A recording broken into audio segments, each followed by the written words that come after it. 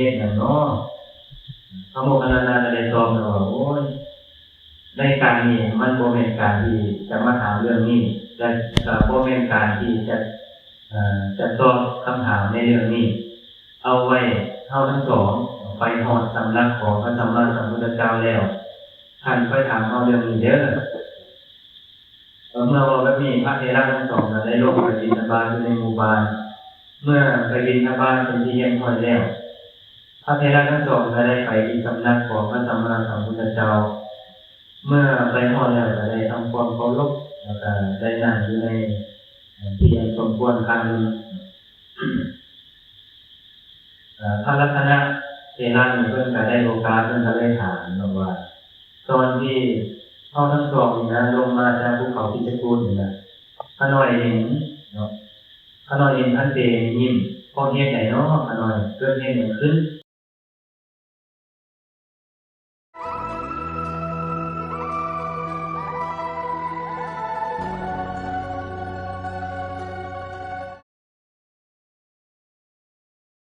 ไว้เนาะ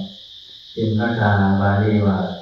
อาทัปปาปานิกัมมานิกรังภาโรนะทุสติเสหิกัมเมตุเมโทอคิทัสโสวัสสัสสติแต่เป็นภาษาลาวว่าอันคนพาลเฮ็ดกรรมทั้งหลายอันลามกอยู่ย่อมบ่รู้สึกบุคคลมีปัญญาสามย่อมเดือดร้อนดุจคือไฟไหม้ครอบกรรมของตนเองเพิ่นว่าคนพาลนี่หมายถึงคนบ่ดีเนาะคนบ่ดีเนี่ย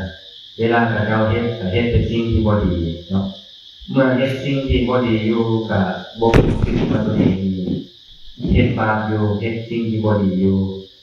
ก็คิดว่าตัวเองเฮ็ดในสิ่งที่ถูกต้องเนาะ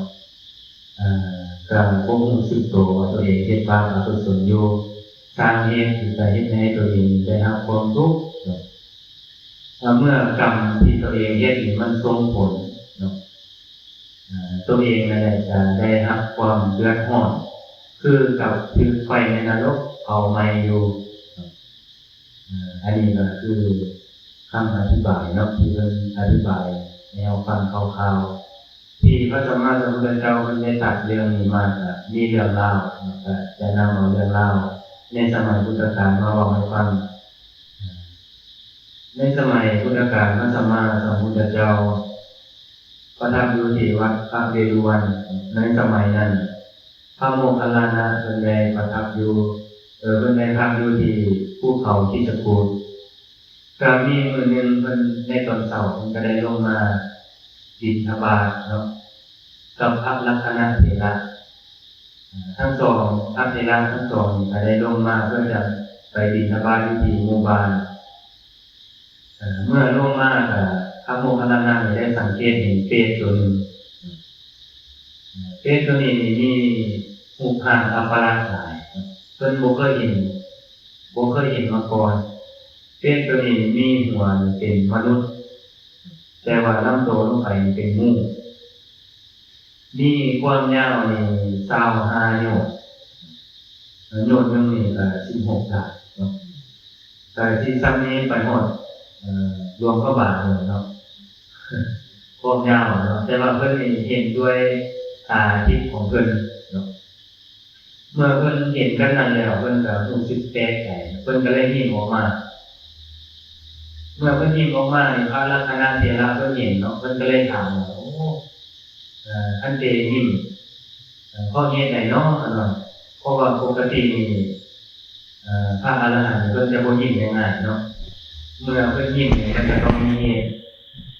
พระลักขณก็เลยถามว่าท่านยิ้มพอมีเหตุหยังเนาะพระโมคคัลลานะก็ได้ตอบว่าโอ้ยในการนี้มันบ่แม่นการที่จะมาถามเรื่องนี้และก็บ่แม่นการที่จะตอบคำถามในเรื่องนี้เอาไว้เฮาทั้งสองไปฮอดสำนักของพระสัมมาสัมพุทธเจ้าแล้วท่านค่อยถามเฮาเรื่องนี้เด้อเมื่อว่าแบบนี้พระเถระทั้งสองได้ลงไปบิณฑบาตอยู่ในหมู่บ้านเมื่อไปบิณฑบาตเป็นที่เรียบร้อยแล้วพระเถระทั้งสองก็ได้ไปที่สำนักของพระสัมมาสัมพุทธเจ้าเมื่อไปฮอดแล้วก็ได้ทำความเคารพ แล้วก็ได้นั่งอยู่ในที่ยังสมควรครั้งนึงพระรัตนเถระนี่เพิ่นก็ได้โอกาสเพิ่นก็ได้ถามว่าตอนที่เฮาทั้งสองนี่นะลงมาจากภูเขาคิชกูฏนี่นะข้าน้อยเห็นเนาะข้าน้อยเห็นท่านเตยิ้มพอเฮ็ดได้เนาะข้าน้อยเกิดเฮ็ดหยังขึ้นพระโมคคัลลานะก็เลยตอบว่าโอ้ที่ข้าน้อยยิ้มนะเพราะว่าข้าน้อยนี่ได้เห็นเปรตตัวนึงมีมุขอัปลักษณ์หลายข้าน้อยนี่บ่เคยเห็นสักเทื่อข้าน้อยเห็นเลยข้าน้อยก็เลยยิ้มเปรตตัวนี้มีหัวเป็นงูตัวมีหัวเป็นคนมีต้นโตนี่เป็นงูเนาะมีความยาวถึง25 โยชน์มีไฟนี่น่ะไหม้ทั้งหัวลามไปหอดหางไหม้แต่หางลามมาหอดหัวไหม้ทั้งสองข้างนี่อ้อมจอดกันนี่ไฟไหม้อยู่ตลอดเวลาเนาะเปรตตัวนี้ได้ทำความทรมานหลายที่พระอรหันต์เพิ่นยิ้มนะเพิ่นคิดว่านี่นะเพิ่นว่าเพิ่นนี่น่ะจะบ่ได้กลับมาเกิดเป็นเปรตอีกแล้วบ่ได้กลับมาเวียนว่ายตายเกิดนี่ก็คือว่าเพิ่นมีพ้นแล้วเพิ่นก็ได้ยิ้มออกมาคือเพิ่นบ่มีความยินดียินร้ายในการยิ้มของเพิ่นเมื่อเพิ่นเว้าเรื่องนี้เนาะพระเจ้าพระสงฆ์ทั้งหลายที่มาร่วมโตกันนะครับบางองค์ก็เชื่อได้บางองค์ก็บ่เชื่อเนาะเพราะว่าบางองค์ก็บ่ทันได้บรรลุธรรมนะก็เลยบ่เชื่อพระสัมมาสัมพุทธเจ้าเมื่อเห็นแบบนั้นน่ะก็เลยย้ำอยู่เนาะว่าโอ้สาวกของเฮานี่นะเป็นผู้ที่มีจักขุทิพย์เนาะแล้วพระสัมมาสัมพุทธเจ้าก็เลยย้ำยืนให้พระโมคคัลลานะเนาะว่าแม้แต่ตถาคตก็เคยเห็นมาแล้วเปรตตัวนี้ตอนที่ตถาคตบรรลุธรรมใหม่ๆประทับอยู่ที่ต้นศรีมหาโพธิ์เนาะที่พระสัมมาสัมพุทธเจ้าเพิ่นบ่ได้กล่าวเรื่องเปรตตัวนี้นะเพราะเพิ่นคิดว่าการที่พระเจ้าเว้าเรื่องเปรตตัวนี้ก็บ่มีประโยชน์นะเพราะว่าเว้าไปคนทั้งหลายก็จะบ่เชื่อคือกันว่าก็ดีแล้วที่พระโมคคัลลานะมีเป็นพยานให้แก่เพิ่นเนาะว่าพระโมคคัลลานะก็เห็นเปรตตัวนี้แท้ก็ได้โอกาสพระสัมมาสัมพุทธเจ้าก็เลยย้ำยืนให้ดีเสียงหนึ่งเนาะเมื่อพระเจ้าพระสงฆ์ทั้งหลายได้ยินแบบนั้นแล้วก็ยักหูว่าเปรตตัวนี้เฮ็ดบุพกรรมอย่างมากจึงได้รับกรรมแบบนี้พระสัมมาสัมพุทธเจ้าก็เลยตัดบุพกรรมของเปรตตัวนี้ให้ฟังเนาะในสมัยก่อนเนาะที่พระสัมมาสัมพุทธเจ้าองค์ก่อนมีพระนามว่ากัสสปะก็มีบุรุษที่มีเศรษฐีผู้หนึ่งชื่อว่ามงคลเศรษฐีมงคลเศรษฐีเป็นผู้ที่มีความเลื่อมใสในพุทธศาสนาหลายเพิ่นได้สละทรัพย์ของเพิ่นนี่นะเฮ็ดเป็นก้อนหินจีนเนาะปูจนทั่วแผ่นดินปูไปฮอดไสก็เป็นวัดไปฮอดหันเพิ่นได้สร้างวัดถวายให้แก่พุทธศาสนาเนาะแล้วก็ได้สร้างกุฏิถวายให้แก่พระสัมมาสัมพุทธเจ้าแล้วก็อุปถัมภ์อุปถากพุทธศาสนามาเป็นประจำก็มีมื้อนึงเนาะเพิ่นก็ได้ตั้งใจอยากจะไปเข้าเฝ้าพระสัมมาสัมพุทธเจ้าตั้งแต่ตอนเช้าตั้งแต่เช้ามื้อเพิ่นก็ได้เดินทางเพื่อจะเข้าไปในตัวเมืองเมื่อเดินทางมาฮอดประตูเข้าเมืองก็ได้เห็นโจรผู้หนึ่งโจรผู้นี้เรานอนอยู่ที่หน้าประตูทางเข้าเมืองอยู่ในกระทู้เนาะเราก็เอาผ้าปกหัวปกตีนเราแต่ว่าตีนเรานี่มีที่ตรงเต็มเศรษฐีผู้นี้มาเห็นเนาะเมื่อเห็นเราก็เลยเว้ากับบริวารของเราว่าโอ้พวกเจ้ารู้ว่าบุคคลนี้น่ะสงสัยเป็นโจรไปเลาะลักในยามกลางคืนตอนแรกน่ะเข้าเมืองบ่ได้น่ะมานอนอยู่นี่เขาบอกแบบนี้นะโจรบังเอิญโจรผู้นี้เราได้ยินเนาะเราได้ยินเราก็เปิดพาออกมาเราก็เห็นหน้าของเศรษฐีผู้นี้เราก็เกิดความโกรธเกิดแค้นขึ้นมาเนาะว่าโอ้เศรษฐีผู้นี้มาบอกให้เฮาเสียหายนะก พิ่นก็บ่ได้เว้าหลายเนาะก็เว้าในซ้ำนี้แต่ว่าโจรผู้นี้น่ะเรานี่ผูกอาฆาตเราสิเฮ็ดให้เศรษฐีผู้นี้ชิบหายหลังจากนั้นน่ะเศรษฐีผู้นี้เราก็ได้มาเข้าเฝ้าพระสัมมาสัมพุทธเจ้าเนาะแต่ว่าโจรผู้นี้น่ะเราชื่อนาของเศรษฐีผู้นี้ได้เราก็ไปชื่อว่าเศรษฐีผู้นี้เรามีทรัพย์สมบัติอย่างแน่เราเฮ็ดนี่อย่างแน่ก็ไปซื้อข้าวเราพวกมาจนหูแล้วก็ไปเผาหน้าของเศรษฐีผู้นี้ถึง7 ครั้งเพื่อจะเฮ็ดให้เศรษฐีผู้นี้เนี่ยเก็บซ้ำน้ำใจเฮ็ดให้เศรษฐีผู้นี้เนี่ยได้ครับ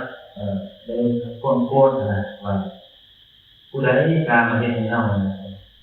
ก็อยากเฮ็ดให้เศรษฐีผู้นี้เก็บซ้ำน้ำใจก็เลยไปเผาหน้าของเศรษฐีผู้นี้ถึง7 ครั้ง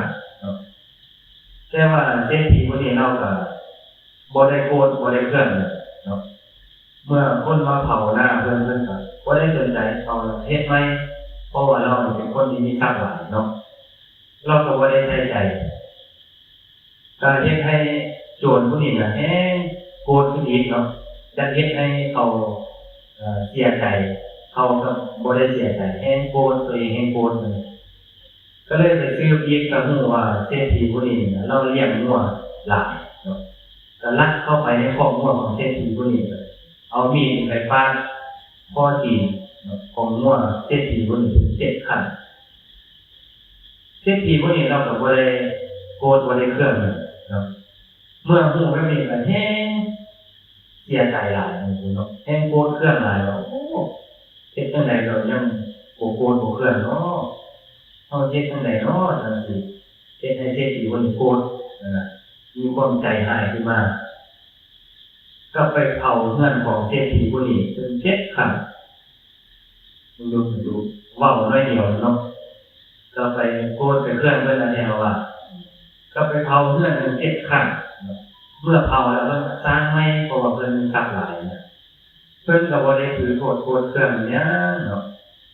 เมื่อฮู้ว่าเศรษฐีผู้นี้บ่โกรธตัวเองแฮงโกรธโอ้เฮ็ดจังได๋เนาะจังสิสงใจจังสิเฮ็ดให้เศรษฐีผู้นี้เจ็บอกเจ็บใจนะก็เลยไปตีสนิทกับคนรับใช้เนาะไปล่อถามว่าโอ้เจ้าฮู้อยู่ว่าหัวหน้าเจ้านี่นะเรานี่ฮักอย่างสุดเนาะเรานี่มีความฮักในเมียที่สุดคนรับใช้นี่ก็ได้บอกเราว่านอกจากคันทักผู้ดีก็คือกุฏิของพระสัมมาสัมพุทธเจ้านี่นะที่เศรษฐีผู้นี้สร้างให้นี่นะนอกจากกุฏินี่อย่างอื่นนี่บ่มีว่าส่วนผู้นี้ก็ฮู้แล้วเนาะว่าโอ้เศรษฐีผู้นี้ฮักกุฏิพระสัมมาสัมพุทธเจ้าหลายก็วางแผนที่จะไปเผากุฏิของพระสัมมาสัมพุทธเจ้าเนาะเราก็ได้วางแผนในตอนเช้าของมื้อนึงพระสัมมาสัมพุทธเจ้าได้ออกบิณฑบาตเมื่อพระสัมมาสัมพุทธเจ้าออกบิณฑบาตแล้วโจรผู้นี้ก็ลักเข้าไปในวัดก็ไปทับหม้อน้ำขันน้ำใสของพระสัมมาสัมพุทธเจ้าแล้วก็เอาไฟจุดกุฏิเนาะเพื่อจะให้เศรษฐีผู้นี้เก็บใจไปจุดกุฏิของพระสัมมาสัมพุทธเจ้าหนึ่งที่เมื่อไฟไหม้กุฏิของพระสัมมาสัมพุทธเจ้าเนาะคนทั้งหลายก็เห็นก็เลยพากันไปบอกเศรษฐีผู้นี้ว่าโอ้ตอนนี้เศรษฐีไฟไหม้กุฏิของพระสัมมาสัมพุทธเจ้าแล้วเศรษฐีผู้นี้มาหูข่าวเฝ้ามาเนาะเฝ้ามาเบิ่งเมื่อมาก็เห็นไฟกำลังไหม้กุฏิพระสัมมาสัมพุทธเจ้าอยู่แทนที่เศรษฐีผู้นี้จะเสียใจเนาะกลับดีใจเราก็ตบมือดีใจเด้อเนาะคนทั้งหลายเห็นก็เลยแค่เศรษฐีผู้นี้เป็นจังได๋ทั้งที่ว่าเศรษฐีผู้นี้เล่านี่เสียสละทรัพย์ของเรานี่ทั้งหลายเนาะสร้างกุฏินี่น่ะและเล่านี่ก็ฮักกุฏินี่หลายเนาะเมื่อเกิดไฟไหม้เป็นหยังเราก็ดีใจตบมือเสยนะคนทั้งหลายก็เลยมาถามว่าเอ้าท่านเศรษฐีท่านเป็นหยังท่านคือดีใจกุฏิพระสัมมาสัมพุทธเจ้าไฟไหม้ท่านคือดีใจเนาะ พิ่นก็เลยบอกกับคนทั้งหลายนะว่าพ่อแม่ทั้งหลายทรัพย์ที่เฮานี่น่ะได้สละในพุทธศาสนาได้สร้างกุฏิวิหารถวายให้แก่พระสัมมาสัมพุทธเจ้านี่ไปแล้วสิ่งเหล่านั้นมันสำเร็จแล้วมันเป็นอริยทรัพย์แล้วชื่อว่าเฮานี่ได้ฝังทรัพย์ไว้ดีแล้วในพุทธศาสนานี่คนทั้งหลายก็สามารถจะมาอยากแย่งทรัพย์สมบัตินี้ไปได้ไฟก็บ่สามารถที่จะไหม้ได้แล้วน้ำก็บ่สามารถซอกไปได้เทวดาก็บ่สามารถมาลักเอาไปได้พระราชาก็บ่สามารถจะมายึดทรัพย์นี้ไปได้เพราะว่าทรัพย์นี้เพิ่นได้สละไว้ดีแล้วมันได้กลายเป็นอริยทรัพย์แล้วว่าเพิ่นก็เลยบ่เสียใจเนาะเพราะว่าบุญมันสำเร็จไปแล้วนะที่เพิ่นดีใจเพราะว่าเพิ่นนี่จะได้สละทรัพย์ของเพิ่นนี่สร้างกุฏิถวายให้แก่พระสัมมาสัมพุทธเจ้าใหม่เพิ่นจะได้บุญอีกนะเพิ่นดีใจเนาะคนทั้งหลายก็เลยเข้าใจเพิ่นก็เลยปาลบเนาะสละทรัพย์ของเพิ่นอีกแล้วก็สร้างกุฏิถวายให้แก่พระสัมมาสัมพุทธเจ้าอีกเมื่อเพิ่นสร้างกุฏิเป็นที่เรียบร้อยแล้วเพิ่นก็ได้ถวายทานตลอด7 วันเพิ่นปาลบถวายทานตลอดถึง7 วันเนาะเพื่อที่จะฉลองในการสร้างกุฏิของเพิ่นกลับมาโจรผู้นี้เนาะเมื่อฮู้ข่าวเศรษฐีผู้นี้นะเราบ่มีความเจ็บช้ำน้ำใจแม้แต่น้อยเดียวเนาะเราก็ดีใจครับแต่เจ็บใจไปอีกมันโอ้แทนที่เขาสิเจ็บใจเนาะตัวเองให้มันเจ็บใจเพิ่มเอาไปเอามาแล้วตัวเองสิตายเนาะอยากให้เขาเนี่ยได้รับความเดือดร้อนสุดท้ายตัวเองเดือดร้อนเองเนาะที่เป็นที่ตายเลยเป็นยังไงเนาะจังสิเฮ็ดให้เศรษฐีผู้นี้เนี่ยเจ็บใจคือเฮานี่น่ะคิดอะไรก็คิดบ่ออกเนาะโอ้คันเฮาบ่ฆ่าเศรษฐีสิบ่แล้วบ่รู้เพิ่นเว้าให้น้อยเดียวเนาะก็คือโทษเคลื่อนเอาแนวว่าเอาไปมานี่ได้เฮ็ดกรรมมาหลายอย่างเนาะสุดท้ายอยากฟ้องฆ่าเพิ่นบ่รู้เฮ็ดจังได๋มันก็บ่เจ็บใจเนาะโอ้บ่ฆ่าคือสิบ่ดีใจเนาะว่าเพิ่นเขาสิวางแผนฆ่าเศรษฐีผู้นี้ว่าเพิ่นก็เลยเนาะเอามีดน้อยส่วนใส่ในผ้าเพิ่นเนี่ยเราจะเฮ็ดทำทางไปอยู่ในวัดในตลอด7 วันเนาะเพิ่นก็บ่มีโอกาสที่จะฆ่าเศรษฐีผู้นี้นะเพิ่นก็ไปอยู่ในวัดตลอดถึง7 วันเศรษฐีผู้นี้ก็ถวายทานตลอด7 วันเมื่อถวายทานครบมื้อที่7เนาะเศรษฐีผู้นี้ก็ได้เข้าไปต่อหน้าพระสัมมาสัมพุทธเจ้าโดยมีพระสงฆ์ถึง20,000 องค์เช่นที่วันนี้เราก็ได้กล่าวต่อหน้าพระสัมมาสัมพุทธเจ้าว่าข้าได้พระองค์ผู้เจริญข้าน้อยนะในตอนนี้ได้มีบุรุษผู้หนึ่งมาฟ้องให้ข้าน้อยได้มาเข้าหน้าข้าน้อยถึง7 ครั้งมาปาดตีนหัวของข้าน้อยถึง7 ครั้งแล้วก็เป่าเฮือนของข้าน้อยถึง7 ครั้งแล้วก็ข้าน้อยสงสัยว่าแม่นผู้เดียวกันนี้แหละที่มาเผากุฏิของพระสัมมาสัมพุทธเจ้านี่นะข้าน้อยขอมอบบุญกุศลทั้งหมดที่ข้าน้อยได้เฮ็ดนี่นะให้แก่บุรุษผู้นี้ก่อนหมู่เห็นบ่ดูเพิ่นนี่บ่เจ็บใจตามบ่นำแล้วเพิ่นยังมอบบุญที่เพิ่นเฮ็ดนี่นะให้แก่โจรผู้นี้ก่อนหมู่เพิ่นว่าเนาะข้าน้อยขอมอบบุญทั้งหมดนี่นะให้แก่บุรุษผู้นี้ก่อนหมู่เด้อข้าน้อยแล้วก็ขอแบ่งบุญกุศลทั้งหมดให้แก่คนที่มาร่วมนี่นะให้ได้บุญเสมอกันกับข้าน้อยแบบนี้เนาะโจรผู้นี้เราก็ได้ยินเนาะเพราะว่าเรานี่รอทางที่จะฆ่าเศรษฐีผู้นี้อยู่เมื่อเราได้ยินแบบนี้เราก็เกิดความสลดใจเราโอ้เอานี่นะเฮ็ดกรรมใหญ่แล้วนี่นะฟ้องให้บุคคลที่บ่ควรฟ้องให้เนาะบุคคลที่มีศีลมีธรรมขนาดเฮานี่เฮ็ดบาปเฮ็ดกรรมต่อเพิ่นขนาดนี้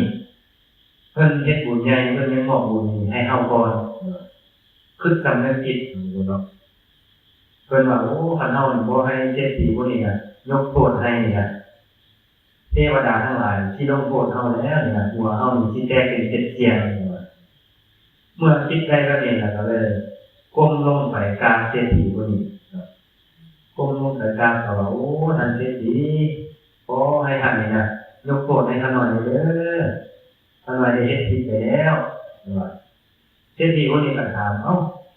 ให้เฮานี่ยกโทษให้ท่านเรื่องไหนเฮานี่บ่เคยเห็นกันจักเทื่อว่าเนาะเพิ่นยังบ่ฮู้ว่าเพิ่นเฮ็ดหยังให้น่ะโดยผู้นี้ก็เลยเว้าให้ฟังว่าโอ้กรรมทั้งหมดนี่น่ะที่ขาน้อยนี่เป็นผู้เฮ็ดเองขาน้อยเป็นผู้เผาหน้าเนาะกรรมทั้งหมดผู้ที่พระสัมมาสัมพุทธเจ้าขาน้อยก็เป็นผู้จูนว่าเศรษฐีผู้นี้ก็เลยถามเอ้าที่เจ้าเฮ็ดแบบนี้น่ะเพราะเฮ็ดใหญ่เข้ากับเจ้านี่คือว่าบ่เคยมีเรื่องมาตรานกันว่าจนผู้นี้ก็เลยเล่าให้ฟังว่าโอ้มื้อนั้นเด้เศรษฐีชื่อได้บ่ในตอนเช้านะเศรษฐีได้บอกแบบนี้เนาะเพิ่นก็เลยคิดใจโอ้เพิ่นสิได้บอกแท้เพิ่นก็ว่าเนาะเศรษฐีผู้นี้ก็เลยขอโทษว่าโอ้คันสั่นนะข้าพเจ้านี่ก็ขอโทษกับท่านเด้อข้าพเจ้านี่ก็ได้บอกแท้เนาะก็บ่คิดว่าท่านจะคือโทษเคลื่อนตลอดเมื่อเป็นแบบนี้เฮาก็ขอโทษเด้อเฮาก็ขอยกโทษให้ท่านต่างคนต่างยกโทษให้กันเมื่อยกโทษให้แล้วโจรผู้นี้น่ะเราก็ว่าโอ้คันว่าเศรษฐีนี่ยกโทษให้ข้าพเจ้าแล้วข้าน้อยก็ขอให้ท่านเศรษฐีนี่นะฮักเอาข้าน้อยแล้วก็ลูกเมียของข้าน้อยนี่น่ะเป็นทาสของท่านได้บ่น้อย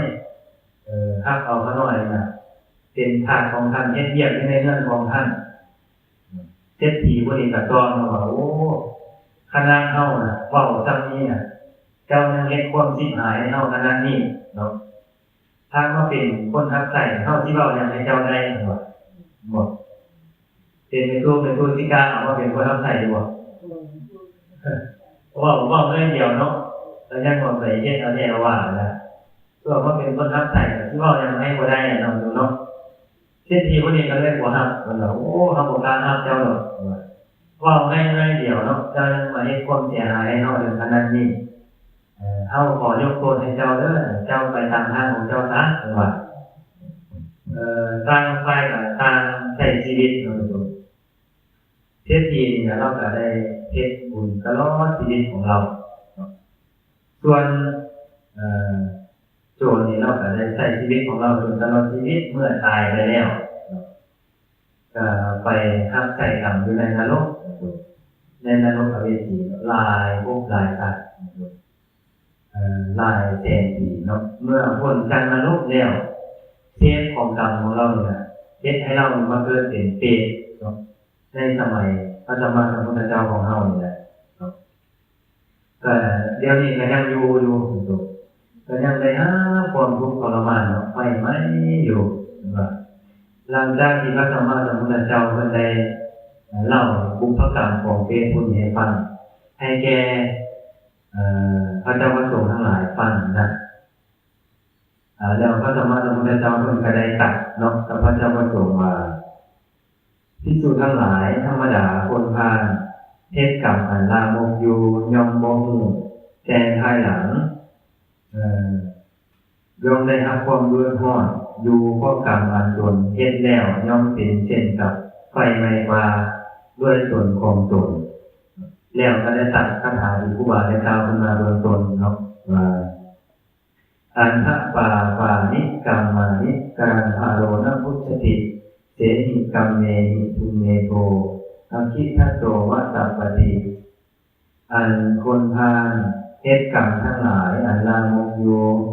ย่อมบ่รู้สึกบุคคลมีปัญญาตามย่อมเดือดร้อนดุจคือไฟไหม้เพราะกรรมของตนเพิ่นว่าคนพาลเนาะเพิ่นหมายถึงโจรเปรตผู้นี้เนี่ยเพิ่นว่าเนาะตอนที่เปรตผู้นี้น่ะเราเป็นมนุษย์น่ะเราเฮ็ดกรรมอยู่เนาะเราก็บ่ได้รู้สึกว่าเราเฮ็ดกรรมเราเฮ็ดสิ่งบ่ดีบ่ เฮ็ดเพื่อความตั้งใจของเราอย่างในเศรษฐีผู้นี้เนาะเจ็บซ้ำน้ำใจนะเพราะว่าเศรษฐีผู้นี้ไปบอกให้เราก็ไปถือโทษเนาะคือเอาเฮ็ดนี่ไปเฮ็ดกรรมจนเฮ็ดให้ตัวเองนี่นะได้รับความเดือดร้อนหมดตัวเราเฮ็ดกรรมแล้วว่าหลายเทื่อเนาะก็บ่รู้สึกว่าตัวเองนี่นะเฮ็ดผิดอยู่เฮ็ดกรรมอยู่เนาะเฮ็ดไปพอสุดท้ายมาก็ได้รับความเดือดร้อนบ่เพราะกรรมที่ตัวเองเฮ็ดคือกับไฟนรกไหม้อยู่เนาะก็ไปตกนรกหลายแสนกับหลายแสนสัตว์เนาะคนจากนรกก็ยังบ่มีอยู่บ่อันนั้นเลยมาทำใส่กรรมอยู่ถึงไฟไม่เต็มหัวเต็มตามหาเนาะไม่อยู่ตลอด24ชั่วโมงเลยลูกบ่มีเว้นวันเลยนะผู้ทรมานอันนั้นเนาะอันนี้ก็คือนิสัยของคนพาลเนาะไม่ว่าคนพาลนี่นะจะมีนิสัยแบบนี้ต่างจากบัณฑิตเนาะคือเศรษฐีผู้นี้บ่เราบ่ได้ถือโทษโกรธเคืองถึงโจรผู้นี้เนาะไปเฮ็ดให้เรานี่เสียหายถึงขนาดไหนบ่